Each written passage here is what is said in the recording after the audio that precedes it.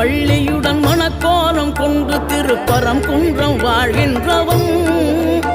நீ தேவர்களை காத்திடவே வீரமுடன் வேலெடுத்து செந்தூரில் ஆழ்கின்றவன் மாங்கனிக்கு கோபம் கொண்டு பார்ப்புகழும் பழனியிலே ஆண்டியன கோலம் கொண்டவன் நீ தத்துவத்தின் சாரெடுத்து சுவாமி மலை எல்லையிலே தகப்பனுக்கு பாடம் சொன்னவன் காவல் என நின்று பெரும் சினம் தணிந்து தணிகையில கண் குளிர காட்சி தந்தவன் நீ பாங்குடனே கருள் தரவே பழம் முதிரும் சோலையில பரஞ்சோதியாய்